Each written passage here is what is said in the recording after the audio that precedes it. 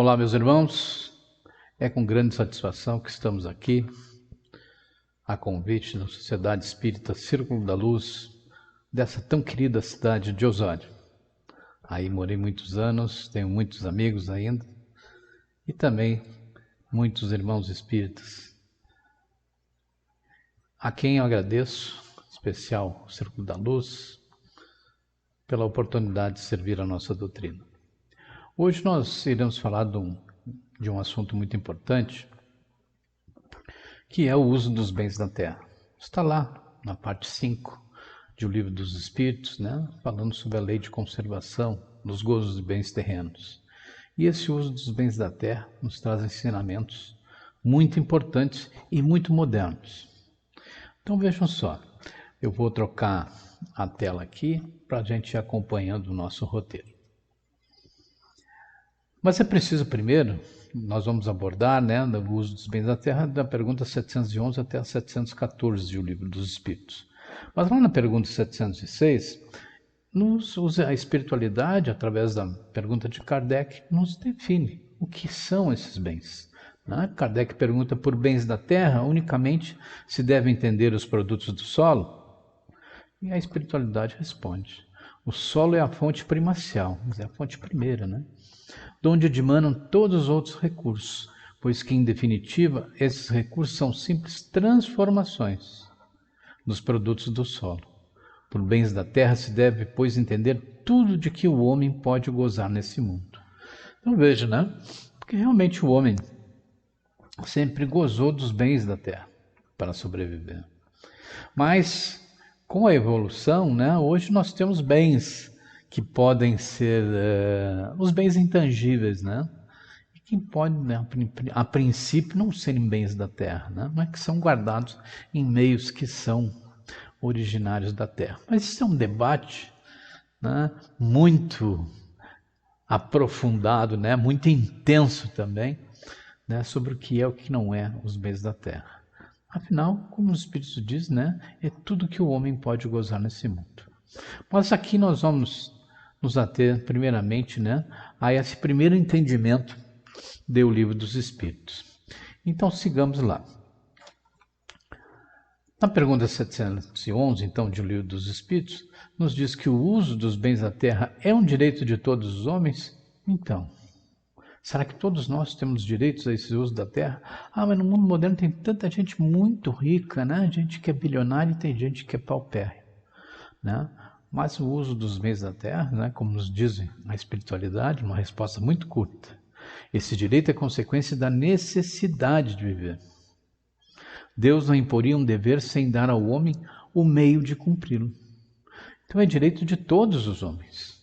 Porque como Deus nos deu a necessidade de viver, nos deu a oportunidade de reencarnar aqui e, através da lei de conservação, conservar esse corpo que foi presente nessa reencarnação. Então, Deus dá também o direito de usar os bens da terra. É preciso entender que o homem, desde seus tempos, desde seus ancestrais, em que não era nem Homo sapiens, o primeiro ramo lá que se separou, então, dos primatas, dos símios, dos macacos, o primeiro é o Australopithecus, o macaco do sul, como chamavam na África, que é o antepassado de todos os homos, Depois vem o Homo habilis, o Homo erectus, o Homo de Neandertal e, finalmente, então, o Homo sapiens, há 200 mil anos. Eles todos já eram coletores, viviam de bens da terra. Aos poucos foram aprendendo a fazer ferramentas e assim as coisas foram desenvolvendo até chegar nos dias de hoje, com a nossa alta tecnologia e a exploração racional dos bens da terra. Mas sigamos. Yuval Noah Harari, que é um professor de história da Faculdade Hebraica de Jerusalém, ele escreveu um best-seller chamado Sapiens, que conta a história da humanidade. Ele é doutor, formado em Oxford, e se especializou na história da humanidade. Ele nos faz um cronograma de como as coisas foram acontecendo para o homem na Terra. Mas a gente vai trazer uma pequena parte. Então, há 2,5 milhões de anos, já aparecem as primeiras ferramentas, sendo que esse Homo, né, essas espécies, mais os hominídeos, né, já surge há 6 milhões de anos. Né? Há 300 mil anos já é cotidiano o uso do fogo. O fogo que veio, né, então, a ajudá-los, né, a processar o alimento e também a aquecer, né, a produzir coisas com o fogo. Né? Há 200 mil anos, então, né, aliás, há 300 mil anos no uso cotidiano do fogo. Há 200 mil anos já surgiu o Homo sapiens, né? Como a gente conhece. Nós somos essa evolução desse Homo sapiens. Pertencemos, né, a essa espécie também que é o Homo sapiens, né? O homem sábio, o homem sabido. Há 70 mil anos nós tivemos uma revolução cognitiva, a primeira grande revolução, segundo Harari, que é a linguagem estruturada. Nós aprendemos a nos comunicar. E ele faz até uma brincadeira no livro, que ele diz que essa linguagem ela surgiu para fazer fofoca, né? Que era para saber o que o outro estava fazendo, o que o outro estava caçando, com quem aquele outro estava. Aí se estruturou a linguagem do Homo sapiens e isso foi um marco, né? Uma revolução cognitiva do homem. Há 13 mil anos, então, o Homo sapiens já era a única espécie hominídea na Terra. Era o único dos humanos na Terra. Todas aquelas outras espécies, o Homo habilis, o Homo erectus, o Homo neandertal, todos eles já haviam sumido.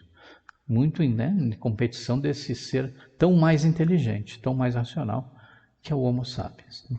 E há 12 mil anos também houve uma revolução importantíssima, né? Que foi a invenção da agricultura.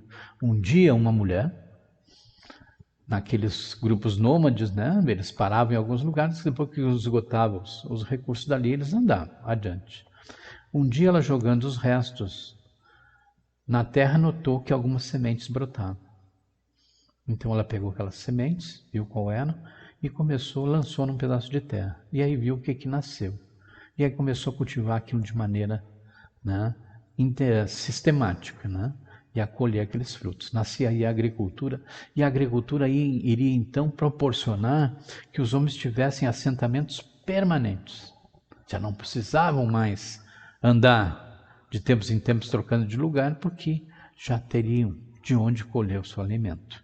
E também domesticaram animais, né, também aperfeiçoaram suas ferramentas. Né. Então vejam que tudo é uma evolução, mas para viver dos bens da terra. Interessante, né? Há 5 mil anos, então, o homem aprende a fundir os metais. Entramos nas idades primeiramente o cobre, depois o bronze e finalmente o ferro. Então, há 1.200 anos antes de Cristo, né? Claro que o homem, com a sua índole bélica, né, primeiramente usou para ferramentas, mas depois já usou para fazer armas, né? Armaduras, então, para se defender. Porque aqueles núcleos, então, que já tinham a riqueza da terra, né, eram atacados por outros que queriam também aqueles alimentos, aquelas estruturas. Né? E aí, então, se começou efetivamente a guerra entre os povos. Né? Há 500 anos nós tivemos a Revolução Científica, com ela veio as grandes navegações, se ampliou as fronteiras, né, do mundo conhecido. E há 200 anos, então, a Revolução Industrial, que é quando se passa a produzir artesanalmente muitas coisas. Até então, se plantava o linho, se plantavam, né, o algodão, e processavam-se manualmente, né, nas casas, principalmente por mulheres, né, e se fazia o tecido. E há 200 anos mais ou menos, foram inventados os teares. E os teares, então, faziam essas roupas automaticamente, né? Movidos a vapor ou então, às vezes até por força humana, né? Então, isso também foi uma revolução importante. Então, veja, o homem foi se desenvolvendo e aprendendo a utilizar cada vez mais os bens da terra, né? A aperfeiçoar seu uso. Primeiramente, né, de maneira muito...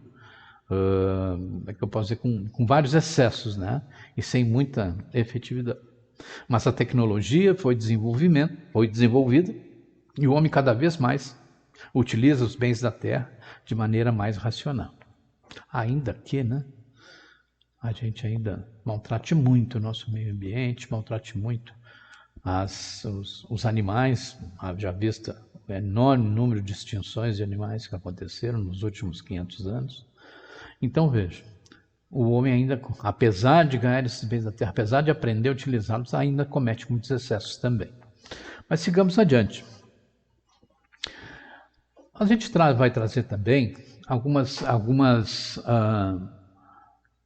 observações de Miramês, um espírito espanhol que viveu aqui no Brasil, né, lá pelos meados dos anos 1600, e que acabou se dedicando aos índios, aos escravos, né, aos negros que habitavam o Brasil. Ele um dia teve um sonho e escreveu uma carta para seus amigos na Espanha, ele tinha vindo em missão do rei espanhol, que vendessem tudo que era dele e distribuíssem aos pobres, como Jesus pediu àquele jovem nos tempos de Jerusalém. E se dedicou então aos índios e aos negros. Bem, Miramês nos traz muitas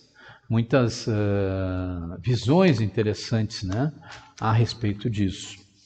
Então ele tem uma página na internet em que há um livro dele que ele comenta o Livro dos Espíritos, né? Então, no Livro dos Espíritos, depois da 711, ele comenta, né, que os bens da terra são para os homens suprirem suas necessidades. Deus, sendo todo amor, não iria deixar seus filhos sem os meios de se alimentarem, vestirem, ampliando cada vez mais o seu conforto para maiores realizações. No entanto, deu às criaturas senso de responsabilidade para discernirem até onde usar os bens terrenos. Então veja, até onde usar os bens terrenos? E a gente vê, né, hoje em dia, grandes problemas mesmo, porque a gente abusa, né, do uso desses bens terrenos. Ainda que temos a racionalidade de saber que estamos destruindo o nosso meio ambiente, ainda assim usamos, às vezes, de maneira irracionais, esses bens que Deus nos deu. Deus nos proporcionou para que tivéssemos, né, e fizéssemos maiores realizações. Os bens da terra, diz Miramês, são os mesmos bens do céu. A diferença são os lugares que eles ocupam. Olha só, isso é muito profundo, né? São os mesmos bens do céu.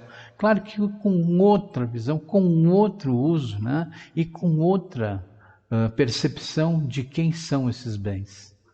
Não é nosso, é Deus que nos permite ter. Quando nascemos não temos nada, e quando morremos, né, fazemos a nossa desencarnação, vamos sem nada também, a não ser as conquistas morais que tivemos. Não podemos desprezar, porém, os bens materiais, nos diz ele, pois eles são luzes de Deus na dimensão física. Foi Deus que nos deu. É Deus que nos dá esses recursos materiais. Então não podemos desprezá-los, como dizer, eu sou desprendido dos bens materiais. Não. Deus nos emprestou, nos deu para que a gente, né, cumpra os nossos objetivos aqui em nossa reencarnação. Sigamos. Certamente que o uso dos bens da terra é direito de todos os homens e animais. Então, por isso que eu digo, né? Às vezes nós, os homens, utilizamos o recurso de maneira irresponsável, irracional. E muitas espécies já foram extintas por causa disso. Tanto espécies vegetais quanto animais, né? Esses últimos, os animais, eles não abusam por serem movidos pelos instintos. Os animais usam apenas o que é necessário para isso. O único que usa em excesso são os homens. Mas os homens que já receberam a razão e têm mais liberdade de pensar e agir, esquecem o respeito aos bens da natureza, alimentando vícios e aumentando hábitos inconvenientes. Alimentando vícios, né? E a gente vê esses abusos que ocorrem com o meio ambiente. E aumentando hábitos inconvenientes. E fazem mal até para a nossa saúde, né? De usar recursos da terra em excesso ou de maneira inadequada. De onde saiu o espírito, nos diz Miramês mais uma vez, a matéria é sua irmã. Por que desprezá-la? Nossa, é uma trindade aquela, né? Espírito, matéria, Deus. Deus, criador de todas as coisas, né? E a matéria e o espírito, eles saem então desse mesmo princípio. São criações desse mesmo princípio que é Deus. Fazer parte do princípio espiritual e do princípio material. Então, Por que desprezar a matéria, como se fosse inferior a qualquer coisa? A matéria é criação de Deus, então devemos usá-la adequadamente e respeitá-la como criação do Pai. Basta respeitá-la, nos diz Miramias, no organograma da sua função, isso é, usá-la adequadamente. Deus sabe que o que faz com todas as coisas e nada existe inútil na criação. História, né? O que saiu das mãos, das mãos perfeitas, não pode levar o traço da imperfeição. É aquilo que nós sabemos das características de Deus. Ele é soberanamente justo e bom, e ele é infinito e perfeito. Portanto, não criaria coisas imperfeitas, né? Então, esses bens terrenos, essas coisas materiais, elas devem ser utilizadas adequadamente, racionalmente, como Deus proporcionou aos homens. Na pergunta 712, Kardec pergunta: com que fim pôs Deus atrativos no gozo dos bens materiais? Aqui ele já fala, né, dos atrativos de muitos bens materiais, né? Então vejam que muitas vezes o homem, em algumas regiões, alguns animais eram uma comida saborosa, né? E acabaram que os homens, nos excessos, né, nesses atrativos, nesse sabor gostoso daquela iguaria, né, acabou por terminar. Simplesmente aqueles animais foram extintos naquela região. Por justamente o homem não saber, né, dominar isso, esses atrativos do gozo. Para instigar o homem ao cumprimento da sua missão e para experimentá-lo por meio da tentação, responde os espíritos. Por que Deus pôs os atrativos, né? Justamente porque esses atrativos podem levar o homem a desenvolver tecnologias, a desenvolver maneiras, a se disciplinar para poder gozar desses bens. Mas, muitas vezes, vem o excesso, vem a tentação, né? E Kardec complementa perguntando qual o objetivo dessa tentação? E os espíritos dizem, né? Desenvolver-lhe a razão, que deve preservá-lo dos excessos. Olha, então veja. Essa tentação é para que o homem saiba os seus limites. Lembra, né, que a gente tem limites. Então, a tentação é um limite que o homem impõe. A tentação é aquela prova, né, que se vamos cumprir a lei de Deus ou não. Então, veja, a sabedoria que Deus tem e que nos dá através dessas provas que Ele nos coloca. Se o homem, aí a Miramês, Kardec comentando a resposta à pergunta, se o homem fosse instigado a usar os bens terrenos pela utilidade que tem, sua indiferença houvera talvez comprometido a harmonia do universo. Veja só, se o homem fosse instigado a usar os bens terrenos pela utilidade que tem, sua indiferença houvera talvez comprometido a harmonia do universo. Quer dizer, bem está ali, vou usar, não vou usar, tanto faz, né? Então, Deus imprimiu, então, o atrativo do prazer para muitos bens. Nós temos prazeres materiais e imateriais, né? Assim é o homem impelido ao cumprimento dos desígnios providenciais. Vejam só, né? Tem uns autores aqui, né, que colocam o sexo, né, nesses gozos, né, do bem da terra, mas não vamos entrar porque é um assunto bem polêmico, né? Mas também está aí, né? Foram atrativos, né, do prazer, para que se aumentasse, então, a reprodução. Quis Deus também experimentar o homem por meio da tentação, que arrasta para o abuso de que deve a razão defendê-lo. Isso é, a tentação arrasta para o abuso, mas a razão é que vai deixá-lo no caminho correto e estabelecer esse limite. A gente tem, né, essa figura que é bíblica, né, que é a tentação da maçã, que a serpente colocou para Adão e Eva, né? Nós espíritas temos outra visão a respeito disso, mas essa é a imagem universal que ficou, né? O objetivo dessa atração, segundo Miramês, quase irresistível, é para que o homem passe a educar, como já dissemos, as forças em luta dentro de cada criatura, e daí surgirá a luz. Então, essa atração, esse vício é para que o homem desenvolva, né, os seus limites, né? Passe a educar sentimentos, atitudes, percepções, né? Forças que são forças em luta dentro dele, né? E daí surgirá a luz. Isso é. tendo a disciplina, né? Tendo o controle dessas forças, né? Ele vai chegar à luz. Sendo que o entendimento mostra-lhe o caminho mais acertado para a sua paz de consciência. Vejam só, depois da racionalidade, depois da estabilidade, né, da percepção harmônica, vem então a paz de consciência. As tradições religiosas, desde as antigas até mais modernas, tentaram, né, resumir essas tentações naqueles pecados, né, os pecados capitais, como diz muitas tradições, aí, né, que é o da preguiça, a soberba, a gula, a luxúria, a ira, a avareza, a inveja. Né? É uma tentativa de resumir isso, né? Mas a gente sabe que as coisas são mais profundas do que esses meros rótulos. Né? O homem desenvolvendo a razão busca outros planos para operar, passando a refugar todos os condicionamentos do passado, buscando respirar uma atmosfera mais leve onde o amor é a base da vida.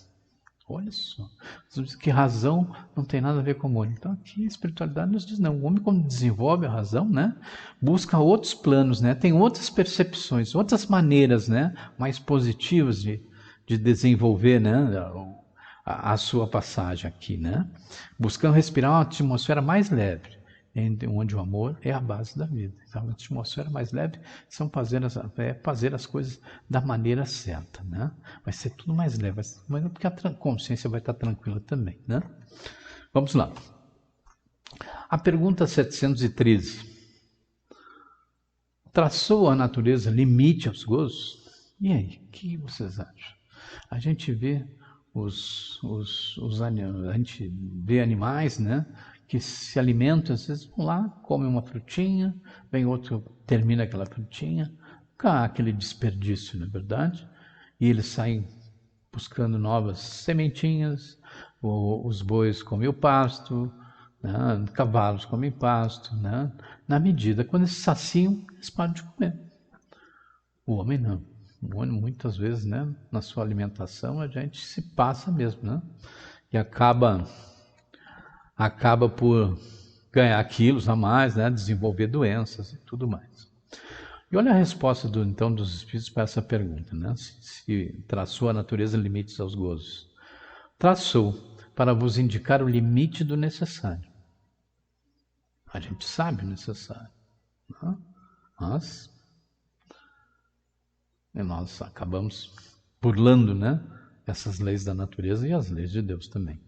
Mas pelos vossos excessos chegais à saciedade e vos punis a vós mesmos. Quer dizer, chega à saciedade, sabe que ali é o limite, mas aí nos punimos a nós mesmos e ultrapassamos esses limites. Bebendo demais, a gente sabe que a bebida tendo controle não há problema nenhum, né? Ela é só um bem para deleite do homem, mas a gente se excede. A comida é um deleite do homem, a gente se excede. Aos prazeres da vida, né? Os prazeres materiais, e a gente se excede no consumismo, prazeres outros, né? Que a gente se excede também. Então vejo que a gente sabe a saciedade quando chega, mas nos punimos, né, a nós mesmos através dos excessos. A natureza, como mãe, imprimiu limites para o gozo dos bens terrenos, nos diz Miramês. Deus dotou todos com um organismo que sabe avisar quando já se encontra farto. Então veja só. Aqui diz, o nosso organismo sabe quando se encontra farto, não é verdade? Mas a gente acha que não, vamos ter um prazer mais, né? Ao comer um pedaço mais de um alimento delicioso, ao beber mais um copo da bebida alcoólica, né? Então, é nós, né, que acabamos usando errado os bens da terra.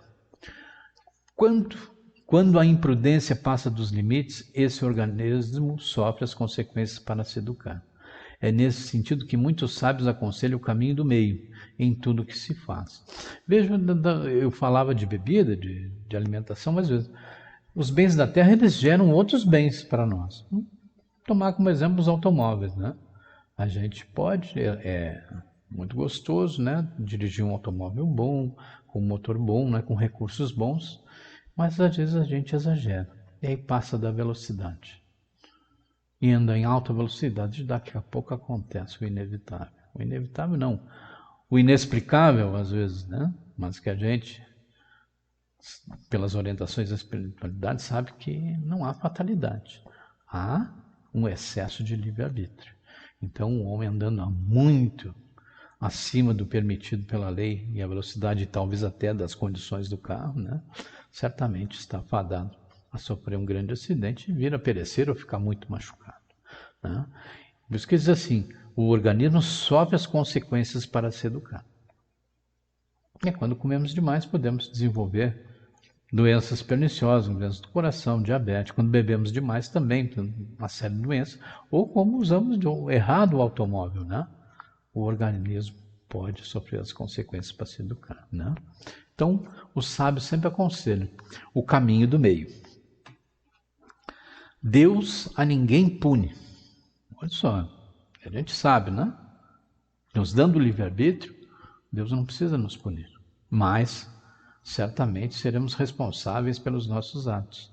Os homens é que se punem a si mesmos pelos seus atos impensados. E ao passarem pelos sofrimentos, aprendem a usar os bens da natureza com equilíbrio e amor. Já aconteceu, né? Eu me lembro anos atrás, uma cidade aqui perto de nós, acho que era a Laguna, né? Onde se criavam muitos camarões. O pessoal acabou pescando em excesso, inclusive nas épocas que esses camarões, né, se procriavam. Como acontece em várias bacias hidrográficas ou em vários oceanos pelo mundo, né? Que as pessoas acabavam, né, pescando naquela época errada, não deixavam aquelas espécies se reproduzirem, né? E daqui a pouco houve escassez total. Então muitas pessoas, alguns até morreram de fome, né? Outros morriam ou passavam dificuldades porque não tinham, no caso de pescadores, o que pescar. Depois, então, aprendendo a fazer a exploração racional, né, desses recursos, desses bens da terra, né, que Deus nos deu, voltaram à normalidade, puderam, né, viver as suas vidas tranquilamente. Compreendendo que tudo é de Deus, que eles são apenas seus filhos, aos quais o Pai confia os valores para serem usados com caridade. Isso é preciso usar os recursos que Deus nos dá para proveito de todos. Finalmente, então, na pergunta 714, Kardec pergunta, né? O que se deve pensar do homem que procura nos excessos de todo gênero o requinte dos gozos? Olha só, né? A gente já está nos excessos, requinte dos gozos, né? Pobre criatura, nos diz a espiritualidade, mais digna é de lástima que de inveja, pois bem perto está da morte. Olha só, né? Pobre criatura. Falando de nós, né? Estou achando que é um terceiro, mas não, somos nós que cometemos esses excessos, né? De todo gênero e requinte no gozo, né? Quer dizer, temos o requinte de gozar isso de maneira errada.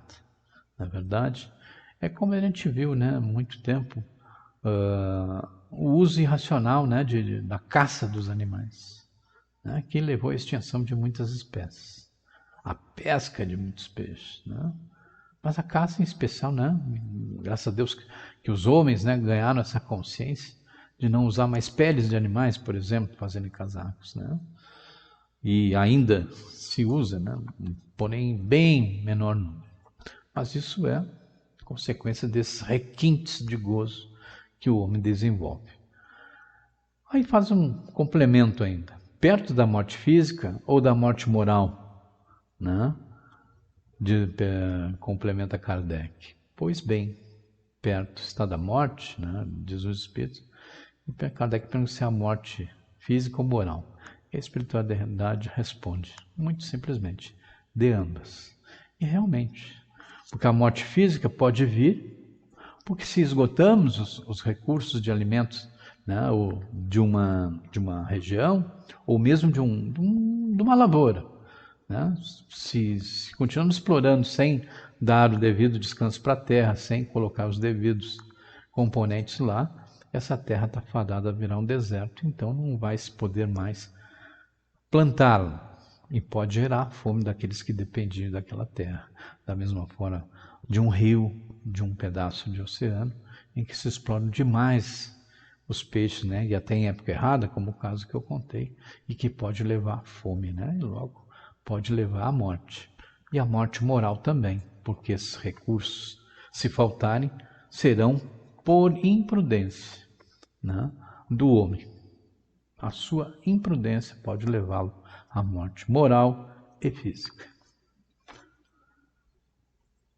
Abdica da razão que Deus lhe deu por guia, e quantos maiores forem seus excessos, tanto maior preponderância confere a ele a sua natureza animal sobre a sua natureza espiritual. As doenças são ao mesmo tempo o castigo à transgressão da lei de Deus. Vejo que muitos exemplos, né, na história da humanidade. As pestes, né, a peste negra em Londres, matou milhares e milhares de pessoas. Foram ver, eram pelas condições muito insalubres que as pessoas viviam e não se davam conta, não tomavam providências na higiene. E vejo que proliferaram então os ratos, né, que levaram a trazer então a peste bubônica, que matou milhões de pessoas na Europa.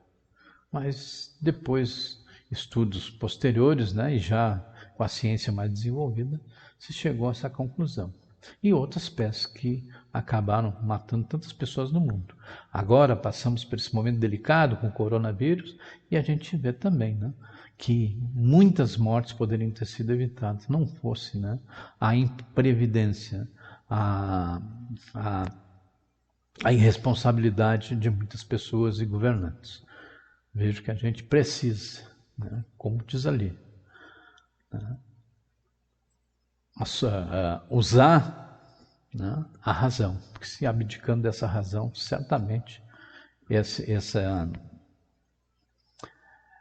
essa punição vai vir, mas não por Deus, mas pela própria imprevidência do homem ao abusar do seu livre-arbítrio.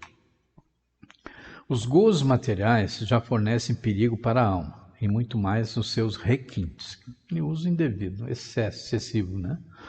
Dos quais o mundo de hoje se apresenta repleto. Realmente, nós temos maneiras muito importantes, sofisticadas, das mais simples, mais complexas, mais sofisticadas, de como usar dos bens da terra e abusar, né, desses requintes. Entretanto, Jesus não se esqueceu de nos orientar sobre esses deslizes da alma, deixando para todos vós o guardião divino que se chama Evangelho.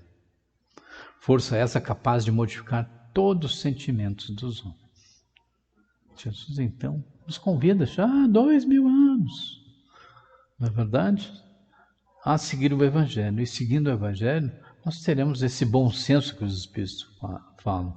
Nós seguiremos o caminho do meio que a espiritualidade fala também, através da prática do Evangelho. Os homens que não compreendem o valor do Evangelho regridem nas suas sensações abaixo do bruto.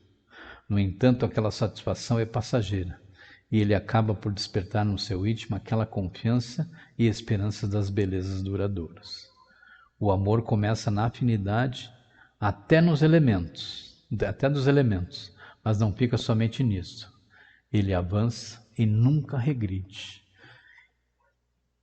Então, veja, para o uso adequado dos bens da terra, para que não soframos com os nossos excessos, com as nossas tentações, né? O Evangelho é trazido como o grande recurso para se evitar isso. E a gente sabe, nós que estudamos o Evangelho, nós espíritos que estudamos todos esses recursos que a doutrina nos dá, que o Evangelho é sempre um porto seguro para as nossas dúvidas e também para as nossas más inclinações. Se já saímos do reino animal, nos diz Miramês, quando a razão nos marcou um grau a mais, não devemos lembrar pelas ações esse estágio que ficou para trás. Vou até voltar a esse estágio. Nós saímos do reino animal. Durante milhões de anos fomos desenvolvendo e nos últimos 200 mil anos viramos Homo sapiens. Nos últimos 30 mil anos desenvolvemos uma linguagem articulada, estruturada, Nos últimos 12.000 anos aprendemos a plantar alimentos, deixando de ser apenas coletores, mas também produtores dos nossos alimentos. Desenvolvemos toda essa tecnologia. Se já saímos dessa dimensão, por que, né, voltar a ela, né? Desaprendendo ou, através dos excessos, usando inadequadamente, né, os bens da terra que Deus nos presenteou. Não devemos lembrar pelas ações esse estágio que ficou para trás. Estamos sendo despertados para a vida e o que é bom que vivamos juntamente com o Divino Mestre. Procuremos o tesouro real. Qual o tesouro real? É essa vida moral elevada, né? Essa vida de amar o próximo, de amar a Deus, de sermos espíritos em permanente desenvolvimento e usando esses recursos que Deus nos deu de maneira adequada, não só para o nosso bem, mas para o bem de todos também. E aí acabamos com essa situação evangélica de Lucas, né?